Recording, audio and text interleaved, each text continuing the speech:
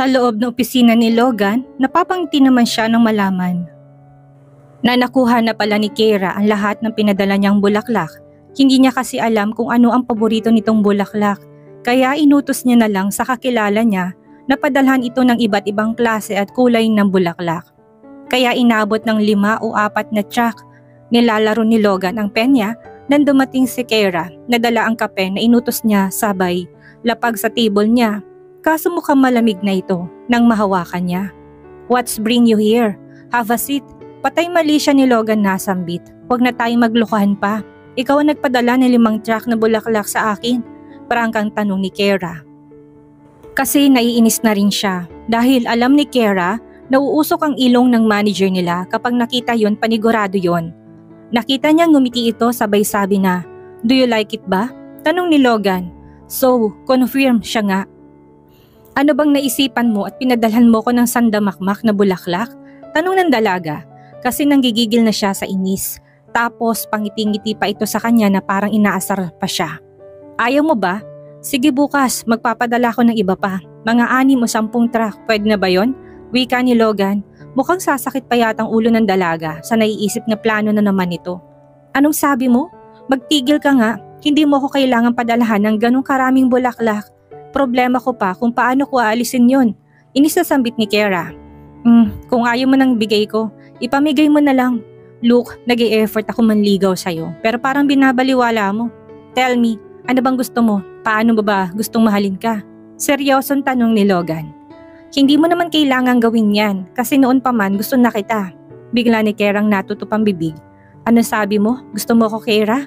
Tama bang narinig ko?" Tanong ni Logan. "Ha? Hindi bingi ka lang." Patay mali siya na sagot ng dalaga. "Ano ba naman kasing bibig to? Hindi man lang mapreno," nasabi ni Keira sa sarili. Kaagad siya nitong nilapitan na tinawakan ng kanyang 2 pisngi. "Keira, hindi ako bingi. Tamang narinig ko. Gusto mo ako. So nagpapakipot ka lang?" Saad ni Logan. Pagkarinig ni Keira sa sinabi nito, parang umakyat ang dugo niya sa ulo. "Hoy, anong pakipot? Hindi Buwisit lang talaga ako sa ugali mo kaya ganun gusto kitang pahirapan. Ang dami kong luhang iniyak sa ugali mo." Wika ng dalaga. "Shh! Hindi na mauulit yon. Promise ko sa'yo. Puro pagmamahal lang ibibigay ko sa'yo kapag sinagot mo na ako."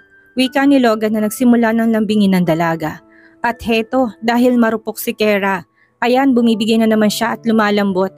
"Natatakot ako sa pwedeng sabihin nila sa akin, lalo na si Sir Rickson." Totoo naman yun, ngayon pa nga lang na nanliligaw si Logan sa kanya. Tampulan na siya ng chismis. Paano pa kaya kapag maging sila na? Heist, kahit gustong gusto niya na itong jowain, pero hindi maaari. Shh! Bakit mo ba sila iniisip kung kaligayahan mo naman ang kapalit? "Look, Keira, mahal na mahal kita at sana maniwala ka. Kayo ng mga bata," saad ni Logan. Sa narinig ni Keira, ramdam niyang sincere naman ito. Ibang-iba ang Logan sa noon at sa ngayon. Ilang linggo pa lang ang nakakalipas nung payagan ni Keira na manligaw si Logan sa kanya. Pero ang dami na nitong effort na ginawa para mapasaya lamang siya. "Pero hindi pa ako ready. Gusto ko munang makapag-isip pero sana itigil mo na munang pagpapadala ng 1 truck ng bulaklak. Nagsasayang ka lang ng pera mo. Simpleng effort mo lang at makasama kita, masaya na ako." Dahil ayun naman ang totoong nararamdaman ni Keira. Hindi naman siya tulad ng ibang babae na sosyal. Simpleng babae lang siya at hangad na sumaya. "Okay, maghihintay ako hanggang sa handa ka na. Pero bukas asahan mo, may 1 truck ulit." Biro ni Logan. Kaya naman bigla ni Keira tong nakurot na hindi sinasadya. "Aray ha, hindi pa nga kita asawa, ginagawa mo na akong battered husband." Pangaasar ni Logan. Ganun. Sige, next year na ako mag-iisip kung sasagutin ba kita o hindi na." Biro ng dalaga. Gusto niya lang malaman ng magiging reaksyon nito. Mukhang napasama yata ang biro ko. Bigla ni Logan siyang hinatak palapit sa kanya at kinulong sa mga bisig na, "Sir Logan," nautal na sambit ni Keira. Dahil hindi niya na kinakaya ang malakit nitong tingin. "What? Do you want more closer? Magsabi ka lang," wika ni Logan. Habang unti-unting nilalapit ang mukha sa mukha at si Keira naman ipaatras ng paatras. Halos mapalunok ang dalaga ng ilang laway sa tindi ng tensyon sa pagitan nilang dalawa. "Sir Logan, pwede bang lumayo ka na muna?" Napapaos na sambit ni Keira. Hindi niya alam kung bakit bigla siyang kinabahan at pinagpawisan. "Kung ayoko," sagot nito at lalo pang lumapit sa kanya. Naitulak ni Keira ito ng malakas at tatakbo sana siya. Kaso mas maaga pang lalaki at bigla siyang nahilat na tumba sila sa may sofa. Nagulat na lamang si Kira na bumagsak ang labi nito sa labi niya. Ilang minuto silang nasa ganung posisyon at tila tumigil ang pag-inog ng kanyang mundo. Napapikit si Kira na sakupin itong mga labi niya. This is her first kiss again with him after 10 years. Kaya hindi ni Kira alam kung paano ba niya sasabayan ang halik na ibinibigay ni Logan sa kanya. Para siyang kandilang nauupos at sunod-sunuran lang kung paano ang paghalik nito. Halos nalalasing siya sa sarap na dulot ng halik ni Logan at hindi niya alam kung ano ang gagawin. Hanggang si Kira natauhan na biglang dumapong kamay ni Logan sa may kanang dibdib niya. Kaya naman naitulak niya ito ng malakas. Sorry Kira, hindi ko sinasadya, wika ni Logan. Sorry rin kung hinayaan ko sarili ko, sagot ni Kira. Sabay ko dahil nahihiya talaga siya, lalo na at hindi pa naman sila magkarelasyon. Bakit ka nahihiya? Ako dapat ang mahiya sa nagawa ko. Sambit ni Logan. Hindi, ako dapat ang mahiya kasi nagpaubaya. Totoo naman kasi kung una pa lang tinulak niya na si Logan, hindi mangyayari ang lahat ng ito. Kira, galit ka ba? Huwag ka sanang magalit, nadala lang ako ng bukso ng damdamin ko. Pasensya ka na talaga. Wika ni Logan at kitang-kita sa mukhang pagsisisi. Hindi naman ako galit sa'yo. Galit ako sa sarili ko kasi ang rupo ko na naman. Sinabi ko nang iiwasan kita pero heto, kasama na naman kita. Hindi ko na alam paano kita iiwasan gayong. Alam kong hulog na ako sa'yo. Sambit ni Kira, hindi na rin kasi niya kayang pigilan ang nararamdaman. Mas lalo lang siyang masasaktan pa. Talaga? So it means may pag-asa ako sa'yo? Nakangiting tanong ni Logan. Oo, nahihiyang sagot ng dalaga sa bayo ko. Para pagtakpan ng pisngi na nagbablush na sa pula. Yes! Biglang sigaw ni Logan sabay yakap ng mahigpit na parang ayaw na siyang bitawan pa. Napangiti na lang rin si Kira at napayakap na rin dito. Matapos ni Logan na magbilin ng kanilang mga gagawin, ginugol niya naman ang oras sa pag-iisip kung ano pa nga bang susuotin niya. Kanina pa kasi siya nakatayo sa wardrobe at wala pa rin siyang napili kahit isa man lang. Ayaw naman niya magsuot ng formal at mas gusto niya na mag-casual kaya naman pinili ni Logan ang Hawaiian polo at tinernuhan to ng short. Nang masipat ang sarili sa salamin at nang masiguro kung pogi na siya, lumabas na rin siya ng kwarto. Naglakad si Logan patungong venue para i-check kung ready na ba lahat para mamaya. Medyo magdadapit hapon na rin naman at ilang oras na lang ang hihintayin para sa event. Kanina pa hinahanap ng mga mata niya si Kira pero hindi pa rin niya ito makita. Binili na niya naman si Kira na pumunta mamaya sa event bago sila magkahiwalay sa company. Nagsisimula na magdatingan ng mga staff. At tulad ni Logan, namangha rin sila sa ganda ng ayos nito. Mukhang lahat sila'y nagtataka kung ano ba ang magaganap ngayong gabi. Samantalang nagtataka naman si Kira nang pagdating niya sa lobby ay nagmamadali ang mga kasamahan niya sa department. Kaya nagtanong siya sa isa nilang ka-office mate, ano bang meron? Tanong ni Kira kay Celine. Hindi ko rin nga alam, basta pinapatawag lang lahat ng employees. Sagot nito, nagtataka man ako kung ano ba yon, hinayaan na lamang ni Kira. Naiwan siya sa loob at umupo. Medyo masakit pa rin ang kanyang paa pero kaya naman niya na makalakad kahit papaano. Nang biglang pumasok si Wina, Kira, bakit nandito ka pa? Tanong nito. Bakit ba? Ano bang meron ngayon? Lahat yata kayo abalang-abala eh. Naguguluhan tanong ng dalaga. Ay, buruhang to. Saang planeta ka ba galing at hindi mo alam ang kaganapan? Tanong nito. Nasa office kasi ako kanina. Ano ba kasing ganap? Ayaw pang sabihin. Manghuhula ba ako para malaman ko? Saad ni Kira. Totoo naman kasi, papaano niya malalaman kung hindi nila sasabihin sa kanya? Okay, ganito kasi yon, makinig ka. Nagpatawag kasi ng biglaang meeting si Sir Logan at lahat, clueless rin kami kung anong agenda niya. Kaya bilisan mo na dyan. Tara na, sabay na tayo, wika nito. Sige, magbibihis lang ako. Saglit lang ha, wika ni Kira. Dahil gahol na sila sa oras, hindi man lang siya nakapag-makeup. Asar, paano kanina patawag ng tawag si Wina? Akala mo naman talaga may mapapala siya sa pagpunta doon. Kira, ano ba? Bilisan mo na dyan. Baka hindi na tayo makaabot pa. Saad nito. Sandali nga, sisirain mo bang pintuan ng comfort room ng lobby? Tanong ko. Para kasing sisirain niya na sa lakas ng pagkakatok niya. Hindi malamang. Tara na nga, ang daming pang sinasabi dyan. Wika nito sabay hila ng kanyang kamay. Aray, Wina naman. Sandali yung pa ako. Masakit pa. Alam mo namang natapilok ako kanina. Angal ni Kira. Ay sorry, ano ba kasing nangyari dyan ha? Nakaraan ka pa iika-ika ng ganyan. Naku, malapit na talaga ako maniwala, Kira. Sa bagay, hindi naman kita masisisi. Masyarap naman kasi ang mga sambit nito. Bigla namang tumaas ang kilay ni Kira sa narinig. Hoy, excuse me, yung bibig mo Wina ha.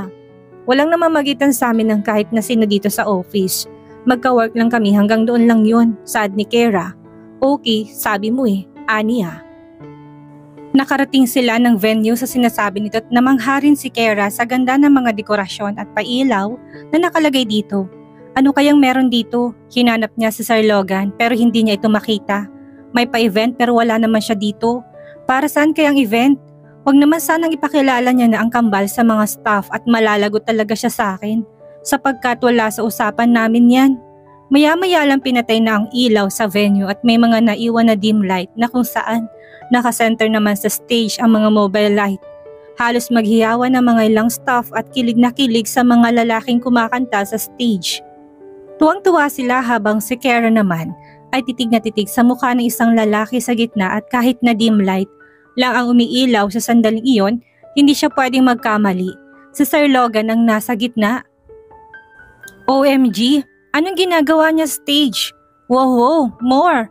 Sa pagkakatulala ni Kara, hindi niya na malayong tapos ng performance sa stage. Hindi pa rin siya makapaniwala na si Sir Logan ang nasayaw kanina. Aray Wina, inis na wika ni Kara, nang bigla niya kasi akong batukan. Paano naman kasi kanina pa ako nagsasalita rito, hindi ka man lang nasagot. Ano ba kasing ginagawa mo? Tanong nito. Nanunood malamang, pabalang na sagot ni Kara. Diyan ka na nga, hanapin ko lang si Denver, sagot nito. Teka, sandali na Wina. Sinong Denver ba yon? Tanong ni Kara. Sabay sunod ko sa kanya. Jowa ko, proud na wika nito. At least, iniwan na rin niya yung ex niyang ginagawa siyang punching bag. Mas okay na rin yan, hiwalayan nitong tuluyan yun. Susunod pa sana si Kara rito nang may humawak ng kamay niya. Sir Logan? Gulat na tanong ni Kara. Yes, ako nga, may hinahanap ka ba? Tanong ni Logan. Wala po, tipid na sagot ni Kara. Nga pala, nasan si Sir Harvey? Nakita ko naman na Kara ang biglang pagsimangot nito. Wala siya rito, may nilakad. May tanong ka pa ba? Wika ni Logan sabay salubong ng kilay. Wala na ho sir, sagot ko. Excuse me, bago si Kara tuluyang naglakad palapit sa kanila si Lynn. Kasalukuyang tumutugtog ng mga banda, kaya naman napapakanta na rin ang mga taong dumalo. Damang-dama ni Kara ang bawat lyrics ng kanta, tila panama sa kanya. Nang matapos ang kanta, hindi ni Kara na malayo na napaluhan na rin pala siya. Kaagad niya itong pinunasan at baka may makakita pa sa kanya. Ilang saglit lang bumukas ng lahat ng ilaw at nagliwanag ng paligid. Nasa harapan na rin ng stage ang host ng events. Nagsimula na itong magsalita at okay na ang mga bisita. Pero bago pa daw matapos ang nagsimulang event, tinawag na nitong gwapong-gwapong boss ko. Let us welcome Mr. CEO Logan Smith together with his twins. Let us give them a big round of applause. Sigaw ng host. Kaya dumagungdong ang boses nito on stage at ang mga staff na naroon ay humihiyaw na rin. And the crowd says, welcome, sabay-sabay palakpak ng malakas at puro palakpak nilang maririnig mo. Maging ang pagtugtog ng banda. Alright, have a seat everyone. Sambit ng host, kaya nagsiupo ng lahat. Wala pa tayo sa exciting part, kaya sit back and relax. Before our program starts, once again, we may call on Mr. Handsome CEO for his messages. Let us give him a round of applause. Wika nito. Tumayo na ito't lumakad paakyat ng stage. Nang nasa harapan na si Logan, mapapansin muna kailang buntong hininga na muna ito bago makapagsalita. Nalalaki ang mga mata ni Kara nang makita ang kambal niya. Nasa harapan na si Logan na lahat ng employees sa LSGC at kanina niya pa rin hinahanap si Kara. Pero hindi ko niya man lang makita. Alam ni Logan na marami na naghihintay ng speech niya, kaya naman nagsimula na rin siyang magsalita sa harapan nila. Sinimulan ni Logan sa pagbati sa kanila ng good day everyone. Bati ni Logan panimula sa lahat ng taong naroroon. Natutuwa ako maraming pumunta kahit short notice lang ang announcement ko. Good day sir, sigaw ng kanyang mga employees.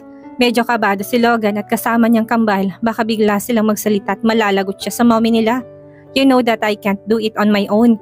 Founding this LSGC is really hard for me. But with your extra effort, hard work, dedication, and to help also, impossible always makes it possible. So that my company is your success too. And more success to come with us. Wika ni Logan sabay taas ng wine glass at sabay sigaw ng cheers sa lahat. Tumayo naman ang kambal na may hawak ring glass na may lamang juices. Cheers! Cheers! Cheers! Before I forgot, may mga ilang tao lang akong dapat pasalamatan. Please come on stage, Mrs. Talia Ventura and her team. Saad ni Logan, naglakad naman sila paakyat ng stage at gulat na gulat sa mga nagaganap na pangyayari. Mrs. Ventura, thank you for being loyal to my company since 1990. Almost 32 years on service. Good job, keep it up. At hindi lang naman ito dahil deserve mong makatanggap nito. Pagkatapos ni Logan na magsalita, nilabas ng malaking tseka na may nakasulat na 500,000 pesos. Siyempre kasama umakyat ni Kiera ang mga sama na tingin sa akin akala mo kakainin ako ng buhay. Isa-isa nang inabot sa mga tong rewards nila, inabutan naman ni Logan ng tissue si Mrs. Ventura. Dahil kanina pa walang tigil sa pagpatakan luha niya, marahil hindi siya makapaniwalang makakatanggap sila ng ganung kaling cash prize. Sir Logan, naluluhang wika niya at nagulat si Logan sa pagyakap nito. Niyakap niya naman ito ng mahigpit at inalo-alo at binulungan na deserve niya ang nakuhang pera. Actually, medyo kulang pa nga para sa lahat ng hard work nito sa kumpanya niya. Ito ang pioneer sa lahat ng employees. Kasama ako ni Logan ito sa sasiya. Lungkot at paghihirap at saksi siya kung paano ko napalagong kumpanyang meron ako ngayon. Si ateng may cash na, may kakayakap pa. Bongga ka te, pagbibiro ng host. Siguro dala na rin ng hiya kumalas na rin si Logan sa pagkakayakap kay Kiera. So everyone enjoys the party. Huling sambit ni Logan. Thank you Mr. CEO. And now, let us proceed for the next exciting part of this event. Wika ng host. Bumaba na rin si Logan kasamang kambal at sinundan si Kiera. Tinawakan niya ng braso nito at winaksi ni Kiera ang kanyang kamay. Sabay marcha ng papalayo sa kanya kasama ang kambal at naupo sa kung saan ang table nila. Susundan ko pa sana si Logan pero biglang dumating ang kaibigan niya. Ilang oras akong naghintay bago nakakuha ng tiyempo. Ayaw namang matapos ang gabi na ito na masama ang kanyang loob. Naglakad si Logan palapit sa table nila. Daddy, wika ni Alden na kagad tinakpan ni Kiera ang bibig at tingin na sa kanan at kaliwa. Natatakot siya na marinig ng lahat. Excuse me, bulong ni Logan pero parang wala si Kiera na narinig kaya naman tinapi kong balikat nito. Pero nanatiling deadma pa rin ito, kaya hinayaan na lamang ni Logan ito at naupo na lang ako sa may bakanting upuan katabi ng kambal. Son, how is your day? Tanong ni Logan sa kambal ko. Good. Dad, but I think mommy's in the bad mood. Probably, singit ni Aidan. Let her be na lang, son. Siguro nagulat lang ang mommy niyo sa pagsama niyo sa akin sa stage. Habang si Kiera naman ay pasimpleng nakatingin kay Logan. Kanina kasi sinadya ni Kiera na deadmahin ito para malaman itong naiinis siya sa ginawa nito. Wala sa usapan nilang isasamang kambal at mabuti na lang hindi ni Logan ito pinakilala sa lahat dahil kung nagkataon may iskandalo silang lahat, pati ang buhay ng kambal niya na ayaw niyang mangyari. Natapos ang event ng masaya ang lahat, ang ilan ay naalisan na at sila-sila na lang naiwan sa venue. Napagkatuwaan kasi nila Wina ang maglaro ng spin the bottle. Lahat sila nakapwesto na maliban kay Kiera nagdadalawang isip pa. Tara na! Jaira ni Wina sa akin, sino ba naman siya para tumanggi sa taong lagi nandyan para sa kanya? Game lang naman ito kaya pumayag na rin siya at naupo sa tabi niya. Sinabi na nasili ng mechanics ng games at sisimula na sana ang pag-spin ng bottle nang tawagin ni Wina si Sir Logan na kasalukuyang kausap ang kambal nila. Buti na nga lang hindi nagtatakang mga ito na parating kasama ng mga anak ni Kiera. At wala na rin kasing maisagot. Sa kanila kung sakaling mangyari yon. Sir Logan, you wanna join with us? Tanong nito. Sure. Ano ba yan? Pati mali siya na tanong ni Logan. At hindi niya alam kung nananadya ba ito at katapat ko pa mismo ito na upo. Lamunin na muna ako ng lupa. Ngayon na. Game! Sigaw ng mga kasali sa games. Sinumulan ang pag-ikot ng bottle at unang tumapat kaagad kay Logan ang bottle. Lalong naging maingay ang lahat nang tanungin ni Celine ito. Sir, truth or consequence po? I guess. My answer is truth. Mabilis na sagot ni Logan. Wag po kayong KJ sir ha. Tanong ko lang kung may nakabighani na ba ng puso niyo sa company. Parangkang tanong nito. Yes, mabilis na sagot ni Logan sabay pa simpleng umiti at nag-wink kay Kiera. Kaya pinandilata ni Kiera ng mata. Sinadya niyang lakihan ang kanyang mga mata para makita niya ako at sinenyasan ko siya na bawi ng sinabi niya. Uy, si sir, sino kayang lucky girl? Follow-up question nito. Halos malaglag ang panga ni Logan sa sinagot niya. Si Kiera ang lucky girl. At dito na po nagtatapos ang ika-10 kabanata ng ating kwento at sana'y muli niyo po akong samahan sa mga susunod pang kabanata. Maraming salamat po at ingat po tayong lahat.